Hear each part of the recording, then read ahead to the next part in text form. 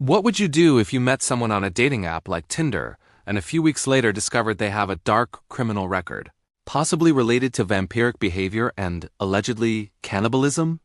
This is the premise that introduces Yasmine's terrifying experience.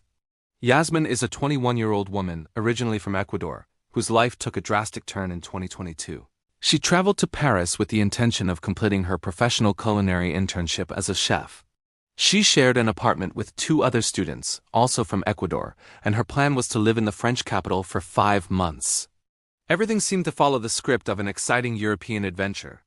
However, the misfortune began when Yasmine made a common modern decision, downloading a dating app on her phone. Soon after, Yasmine matched with a guy. On the app, he introduced himself as Kirek. Kirek claimed to have been born and raised in Paris, though he was the son of Polish immigrants. In reality, the information available about him was surprisingly scarce. Despite this, and as would be revealed later, the name Kirek was an alias. His real name was different. The first interaction was typical. Yasmine and Kirek decided to go for drinks. The initial date went smoothly. Everything seemed to be going very well, resulting in a cordial goodbye at the end of the night, with both returning to their respective homes. 5 days after that meeting, Kirek contacted Yasmine again, inviting her for coffee. She accepted, but Kirek set an unusual condition. Before going to the cafe, they had to stop by a store, as he needed to exchange a blouse. This was the first indication that something wasn't quite right, the first red flag that Yasmine noticed. Yasmine recounts that at the store, Kirek displayed controlling behavior. He took complete control of the situation, acting as if the blouse belonged to him and the exchange was his primary interest. The discomfort escalated when Kirek became aggressive with the store employee. Yasmine noted that this attitude was unnecessary, as the employee had never refused to make the exchange, which made his hostility completely unjustified. This episode of aggression was the first tangible sign of a volatile and controlling temper. After the tense incident at the store, they finally headed to the cafe. While talking, Kirek escalated the invitation, suggesting they go back to his apartment. The plan was simple: watch a movie and continue drinking coffee. Yasmine didn't consider it a strange or crazy idea and, trusting the atmosphere that had been generated, she agreed to go to Kirek's apartment. Once there, the situation progressed from watching the movie to a more intimate moments, starting with kissing. It was in this context that Kirek insisted again on a claim he had made twice before, that he was a professional masseur.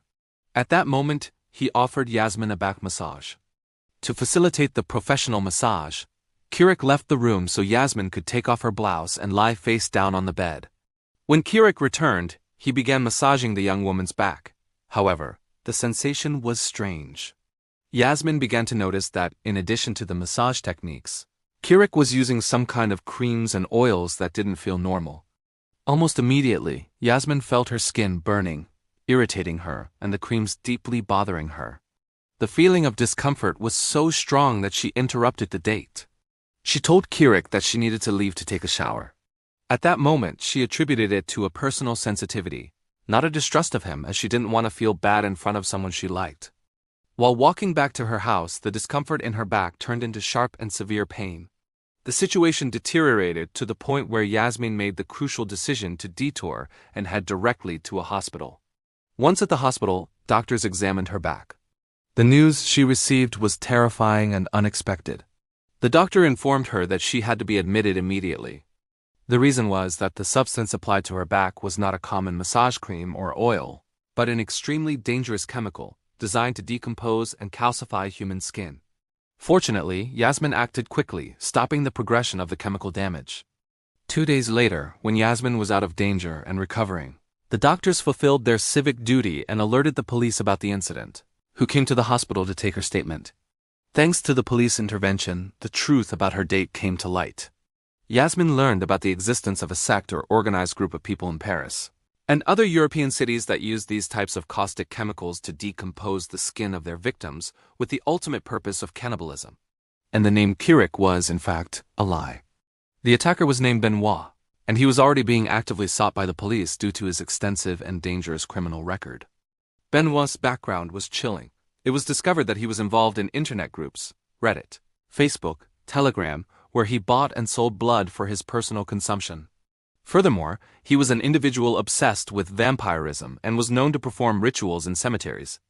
Yasmine's story serves as an urgent warning about the dangers hidden behind dating apps and the importance of caution when meeting strangers.